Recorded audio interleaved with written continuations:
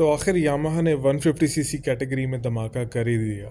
Stylish design, LED lights, fuel injection और वो भी फुल स्पोर्टी लुक्स के साथ। ये रहा आपके इंतज़ार का मीठा सा फल, यामाहा की नोवा 150।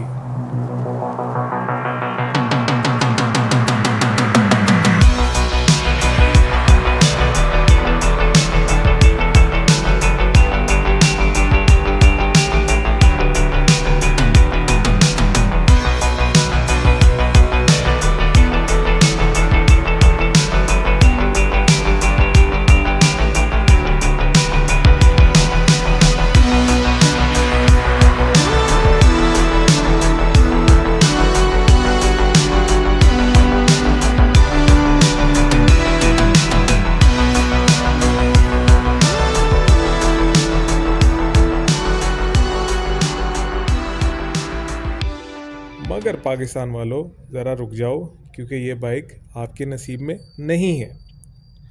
ये है यामाहा का ब्राज़ीलियन मॉडल नोवा 150, जो इस वक्त ब्राज़ील में लॉन्च हुआ है और पाकिस्तानी बाइकर सोच रहे हैं शायद ये अगला YBR 150 होगा। तो जवाब है नहीं भाइयों, ये हमारे लिए नहीं है, क्योंकि हमारे लिए तो सिर्फ ग्राफिक अपडेट ही काफ़ी है। 2025 में भी हम YBR 125G की पीली टंकी वाला वर्जन सेलिब्रेट कर रहे हैं।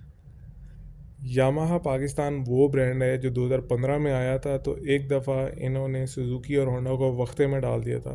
सारे यंगस्टर्स डाई हार्ड फ़ैन हो गए थे यामाहा YBR के, और उस वक्त से एक्सपेक्टेशन है कि अब 150 आएगी, फिर 250 आएगी, फिर 400 आएगी, फिर 600 आएगी। बट भाई इधर तो 125 सीसी में ही 4 उन्होंने बाइक्स हमें दे दी हैं और कहा इसके अंदर ही गुजारा करो। पिछले काफ़ी दिनों से रूमर्स फैले हुए हैं कि यामाहा की 150 आ रही है, आ रही है, आ रही है।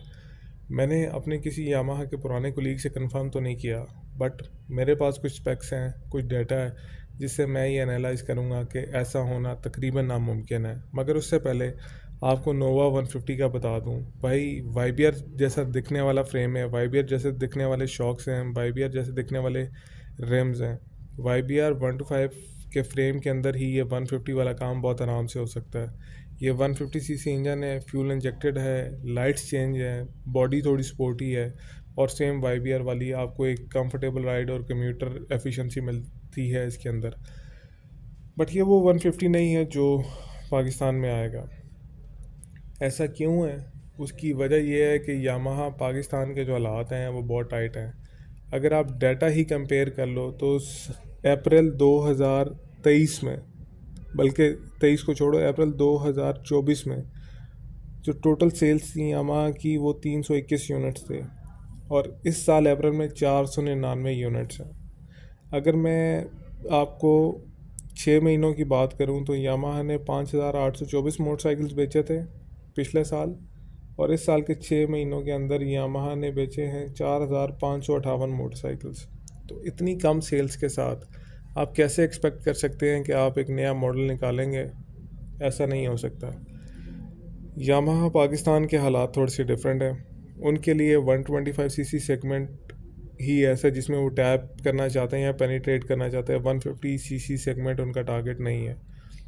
उन्हें लगता है कि जब 25 सीसी के अंदर CG 125 जैसा 20 साल पुराना डिज़ाइन, 20 साल पुराना इंजन अभी तक बेच के करोड़ों कमाए जा रहे हैं, तो हम ऐसा क्यों ना कर लें। बट होंडा की तरह का नेटवर्क बनाने में, होंडा की तरह एक ब्रांड वेरिएशन लाने में यामाहा थोड़ा पीछे रह गया। नाकाम तो मैं नहीं कहूँगा, it's all about their decision. Pakistan की मार्केट को शायद वो इतना बड़ा समझते नहीं कि ग्लोबल लेवल पे उनको इम्पैक्ट करे, वरना अब तक कोई सारे काम कर देते। खैर, एनी ऑफ विच वेज 2015 से जो हमें उम्मीदें थी ना यामाहा के साथ, आज वो उम्मीदें कलर और ग्राफिक ऑप्शन तक लिमिटेड रह गई हैं भाई। ठीक है, यामाहा लवर्स बेचारे हर साल वेट करते हैं कि जनाब अब आया 150, अब आया MT 150, अब आया फेज़र GT। बट भाई रियलिटी चेक ये है कि आपके पास सिर्फ और सिर्फ 2025 मॉडल, 2026 मॉडल, नया स्टिकर, बल्कि नए स्टिकर के साथ यार अब तो टंकियों के कलर भी चेंज हो रहे हैं। ठीक है, तो यामाहा को यहाँ पे क्रेडिट जाता है, बट इसका मतलब ये नहीं है कि आपके जो यंगस्टर, जो आपका फ्यूचर का कस्टमर है, उसको आप भूल जाओ। आप सोचें नोवा 150 पाकिस्तान में हो, fuel injection, stylish look, comfortable commuter ride, तो क्यों नहीं चलेगा। YBR 125 का चलना भी एक मिरेकल से कम नहीं है पाकिस्तान के अंदर। ये टर्न शिफ्ट वाला बाइक गूंगा बाइक था जिस टाइम पे वो लॉन्च हुआ था पाकिस्तान के अंदर, उसकी आवाज़ ही नहीं थी, बट स्टिल लोगों ने लिया। तो I think Yamaha Pakistan should give this 150 a try. I really hope कि ये पाकिस्तान में चले। उसकी रीज़न ये है कि ब्राज़ील में चल रहा है तो उनकी भी हरकतें हैं, उनकी भी मार्केट कुछ हमारे जैसी हैं ब्राज़ीलियंस की। अगर वहाँ पे चल सकता है तो यहाँ पे भी चलेगा, वरना कोई नहीं, फिर हम भी नए एरोडायनामिक स्टिकर के साथ गुजारा तो कर ही रहे हैं। दुख होता है being a die hard Yamaha fan. और बस क्या कहें।